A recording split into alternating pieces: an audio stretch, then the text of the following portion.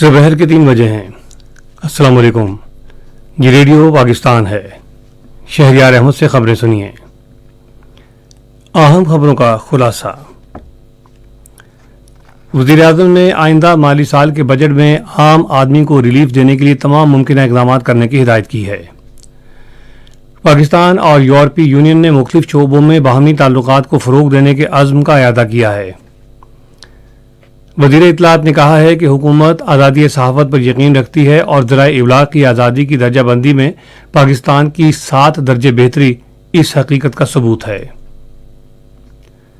वज़ीर बरक़ियात ने कहा है कि हुकूमत 9 मई के पुरतशद्दुद वाक़यात में मुलव्विस शरपसंद अनासर के खिलाफ सख्त कानूनी कार्रवाई करेगी। इंसदाद मनशियात के वज़ीर ने मुआशरे को मनशियात के नासूर से निजात दिलाने के लिए मिलकर काम करने पर जोर दिया है। खैबर पख्तूनख्वा हुकूमत ने कबायली अजला की तरक्की के लिए मुंतखब नुमाइंदों को 20 अरब रुपए फराहम करने की मंजूरी दी है। और अब खबरें तफसील के साथ। वज़ीर-ए-आज़म मोहम्मद शहबाज शरीफ ने मुतल्लिका हुकाम को हिदायत की है कि वो अगले माली साल के बजट में आम आदमी को रिलीफ देने के लिए तमाम मुमकिन इक़दाम करें। उन्होंने ये बात आज इस्लामाबाद में आइंदा माली साल के बजट की तैयारी के सिलसिले में आला सतह के इजलास की सदारत करते हुए कही। इजलास में वज़ीर-ए-आज़म को अपनी मौशी टीम की जानिब से अगले साल के बजट की तैयारी पर ब्रीफिंग दी गई। उन्हें अगले साल के लिए आमदन और अखराजात के नज़रसानी शुदा तखमीने और अहदाफ के बारे में भी ब्रीफिंग दी गई। इजलास को बताया गया है कि आइंदा माली साल का बजट वफाकी काबीना की मंजूरी के बाद अगले माह की 9 तारीख को कौमी असम्बली में पेश किया जाएगा। वज़ीर-ए-आज़म ने एक मौके पर कहा है कि मुतवस्सित तबके को रिलीफ देने और उसकी माली मुश्किलात कम करने के लिए तमाम दस्तियाब वसाइल बुरूकार लाए जाएंगे। उन्होंने इत्मीनान का इजहार किया कि हुकूमत की बरवक्त और मौसर हिकमत अमली से खादों की कीमतें मुसलसल कम हो रही हैं।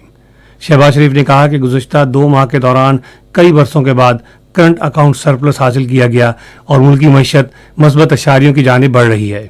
उन्होंने आमदनी में इजाफे और टैक्सों के दायरे कार को बढ़ाने के लिए ठोस इक़दाम करने की हिदायत की।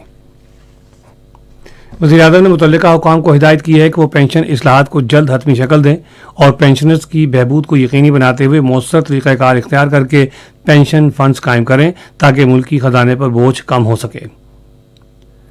वज़ीर कानून आज़म नज़ीर तारड़ ने पाकिस्तान के GSP+ दर्जे के सिलसिले में यूरोपीय यूनियन की पाकिस्तान में सफ़ीर डॉक्टर रेना कैनोका के जामे और फ़ाल किरदार को सराहा है। उन्होंने ये बात पाकिस्तान में यूरोपीय यूनियन के सफ़ीर डॉक्टर रीना कैनोका से आज इस्लामाबाद में मुलाकात में कही। मुलाकात के दौरान फ़रीक़ैन ने बाहमी दिलचस्पी के मुख्तलिफ उमूर पर तबादला ख्याल किया। वज़ीर कानून ने कहा है कि GSP+ का दर्जा पाकिस्तान और यूरोपीय यूनियन के दरमियान मौशी ताउन में अहम संग मील की हैसियत रखता है। उन्होंने कहा कि पाकिस्तान यूरोपीय यूनियन के साथ दोस्ताना ताल्लुकात को बहुत अहमियत देता है और उसके साथ दो तरफ़ा ताल्लुकात को मज़ीद फ़रोग़ देने के अज़्म को दोहराया। इस मौके पर यूरोपीय यूनियन की सफ़ीर ने फ़रीक़ैन के दरमियान तिजारती ताल्लुकात के फ़रोग़ के लिए भरपूर ताउन की यकीन दहानी करवाई। वज़ीर इत्तलाआत और नशरियात मरियम औरंगज़ेब ने कहा है कि हुकूमत आज़ादी सहाफ़त पर यकीन रखती है और ज़राए इब्लाग़ की आज़ादी की दर्जाबंदी में पाकिस्तान की 7 दर्जे बेहतरी इस हकीकत का सबूत है। उन्होंने बरतानवी सहाफ़ी सिकंदर किरमानी से गुफ्तगू करते हुए कहा है कि पाकिस्तान की दर्जाबंदी में इजाफा गुज़श्ता 1 बरस के दौरान मुस्लिम लीग नून की इत्तेहादी हुकूमत की तरफ से मीडिया की आज़ादी के फ़रोग़ के बाइस हुआ। वफाकी वज़ीर ने इस बात पर अफसोस जाहिर किया है कि तहरीक इंसाफ की हुकूमत के दौरान पाकिस्तान की रैंकिंग में तनज़ुली आई, जिसकी वजह ज़राए इब्लाग़ पर कदगने, सहाफ़ियों से नाइंसाफ़ी और TV चैनल्स पर पाबंदी थी। उन्होंने कहा कि मीडिया की आज़ादी पर हुकूमत के बदतरीन क्रैकडाउन की वजह से सहाफ़ियों की बैनुल-अक़वामी तंजीम ने इमरान खान को मीडिया प्रीडेटर का खिताब दिया। मरियम औरंगज़ेब ने कहा कि सहाफ़ी और सियासी वर्कर के दरमियान फ़र्क होना चाहिए।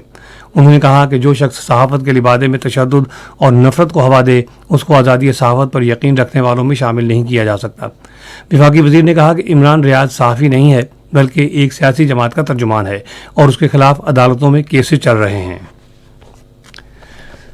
बिजली के वज़ीर खुर्रम दस्तगीर खान ने कहा है कि हुकूमत 9 मई के पुरतशद्दुद वाक़यात में मुलव्विस बलवाइयों से कानून के मुताबिक निपटेगी। उन्होंने आज इस्लामाबाद में गैर मुल्की सहाफ़ियों से गुफ्तगू करते हुए कहा कि इन अनासर से निपटते हुए किसी से नाइंसाफ़ी नहीं होगी।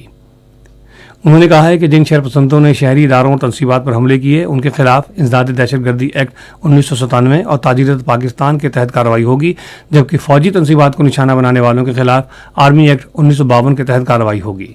खुर्रम दस्तगीर खान ने इस तासुर को मुस्तरद कर दिया है कि इस मकसद के लिए कोई नई कानून साजी की जा रही है या नई अदालतें कायम की जा रही हैं।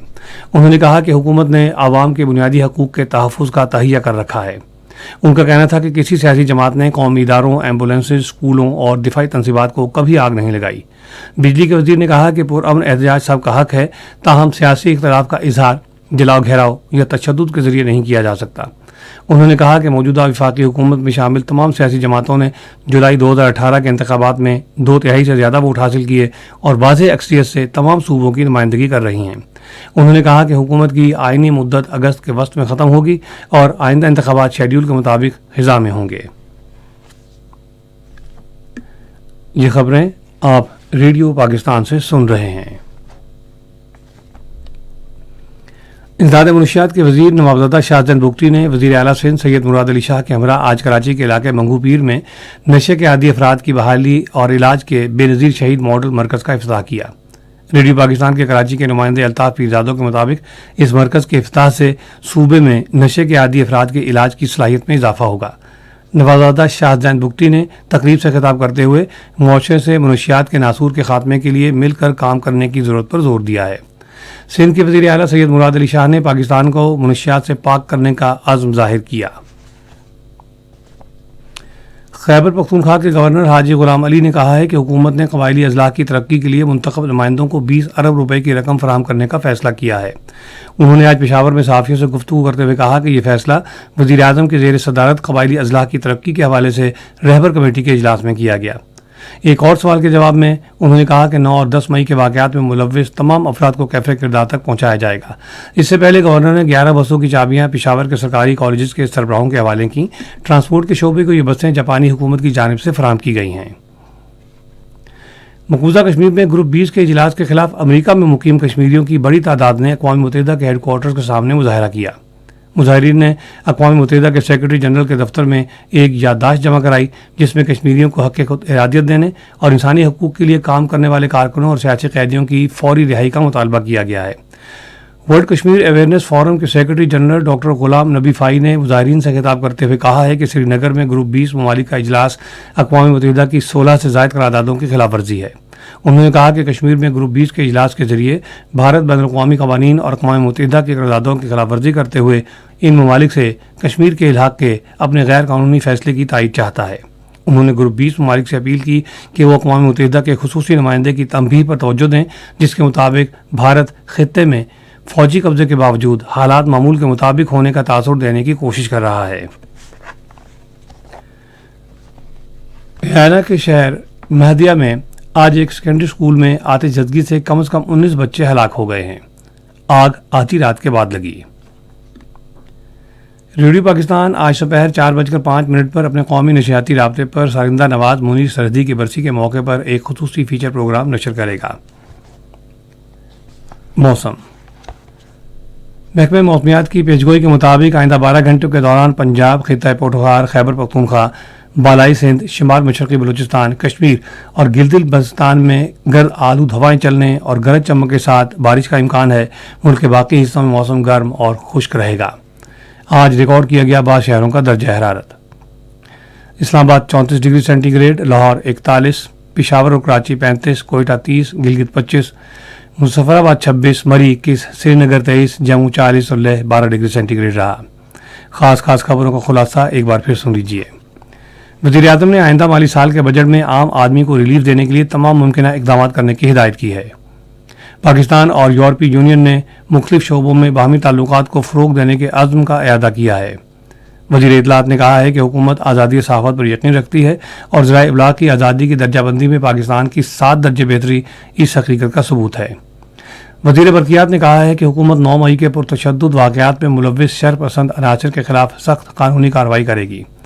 امداد منشیات کے وزیر نے معاشرے کو منشیات کے ناسور سے نجات دلانے کے لیے مل کر کام کرنے پر زور دیا ہے۔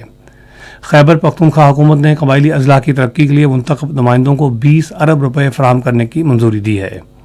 خبریں ختم ہوئیں۔